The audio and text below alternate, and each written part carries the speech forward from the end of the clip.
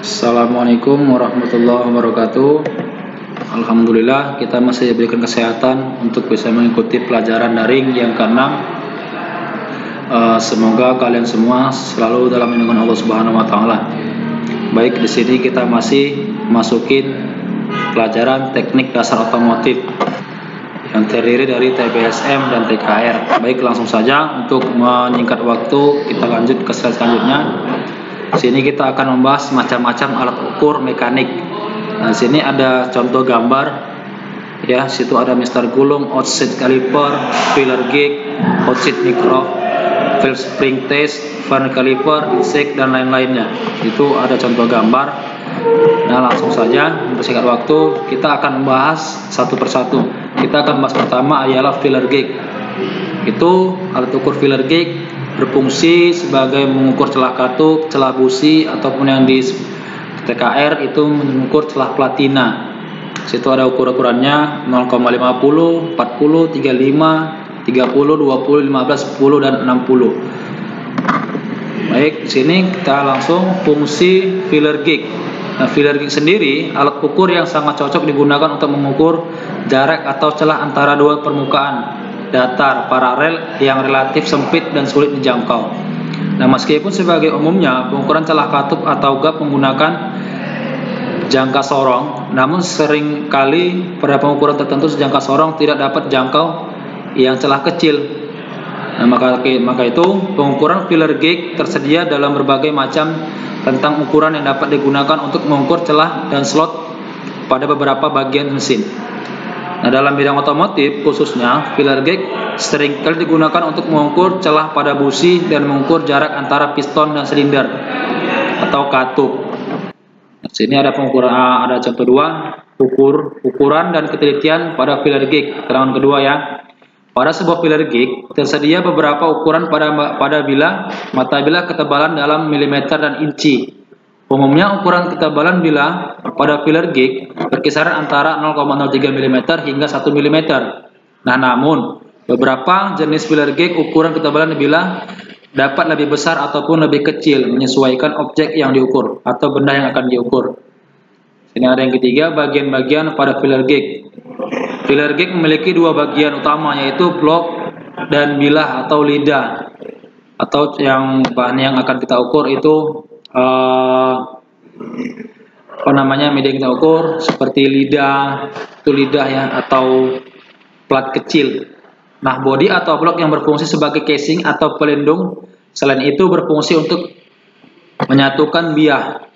Nah, sedangkan bilah merupakan bagian yang berfungsi untuk mengukur celah gap atau gap dengan berbagai jenis ukuran bilah yang bervariasi. Nah, sini ada cara 4 menggunakan filler gauge. Untuk mengukur gap atau celah dapat dipilih tentang filler gauge yang tepat untuk celah yang akan dilakukan pengukuran. Filler gauge umumnya disertakan dalam kisaran ketebalan tertentu dan dapat menggunakan lebih banyak satu bilah sekaligus jika diperlukan, yaitu bilah yang diukur yang berbeda dengan ketebalan berbeda ditumpukan bersama dan digunakan. Lalu yang langkah 1, ini contoh dari langkah penggunaan dari filler gauge ya. Jadi filler gauge itu saya jabarkan lagi untuk langkah-langkah pengukurannya. Nah, langkah 1, berikan pelumas pada bilah atau blade yang akan digunakan. Pada pelumas seperti oil, minyak ya, untuk mengukur celah agar memastikan bahwa bilah tidak akan tersangkut pada celah yang diukur supaya licin gitu. Itulah gunanya pelumas. Nah, jika bila diberikan pelumas, kerusakan yang terdapat terjadi karena bilah dilepas secara paksa dan rusak permukaan bilah maupun objek yang diukur. Nah, cukup oleskan sedikit pelumas, selain kemungkinan oleskan pada bilah supaya gunanya sebagai pelicin, supaya tidak sobek mutu jangka filler gauge-mu. Oke, kita masuk ke langkah 2, amati celah yang akan diukur, kemudian menentukan ukuran bilah yang sesuai atau tidak longgar dan sempit. Nah, kemudian geser bilah pada celah tersebut secara perlahan agar tidak menjadi gesekan, akan menyebabkan filler gauge-mu rusak. Nah, tetapi jangan memaksakan bilah pada celah yang sempit. Jika hal tersebut terjadi, cukup gunakan ukuran bilah yang lebih kecil Kemudian ditambahkan dengan bilah dalam ukuran tertentu hingga menentukan ukuran sesuai dengan celah tersebut. Jadi, jika ruas yang akan kamu ukur itu sempit, contoh, ukuran yang kamu ukur itu contohnya ukurannya 0,30. Nah, sedangkan media yang sedangkan lidah dari filler gig tadi itu 0,50. Sedangkan yang mau kamu masukkan itu 0,30. Itu tidak akan bisa masuk. Kenapa? Karena lebih besar.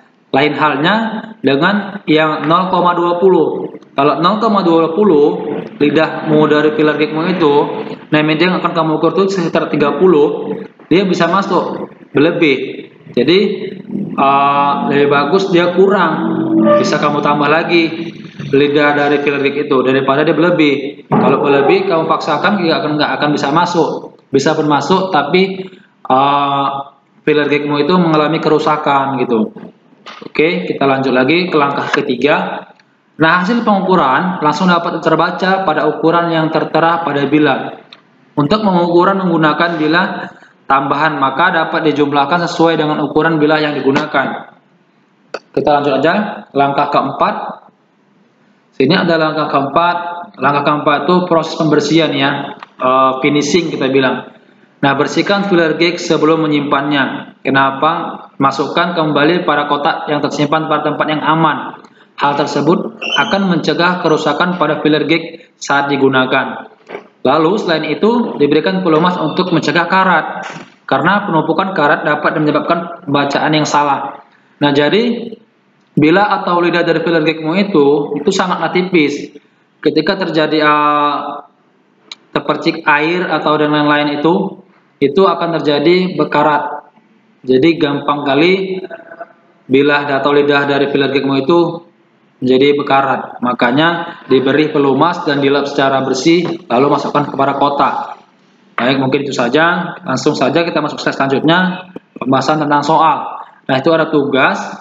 Kamu rangkum kembali isi materi tentang alat ukur filler gig tersebut yang tertera di atas. Kerjakan dalam foliomu dan dikumpul pada hari Sabtu seperti biasanya. Saya harap kamu mengerjakannya sesuai dengan apa yang kamu lihat. Jangan kamu tambah-tambahi atau apalagi kamu kurang-kurangi.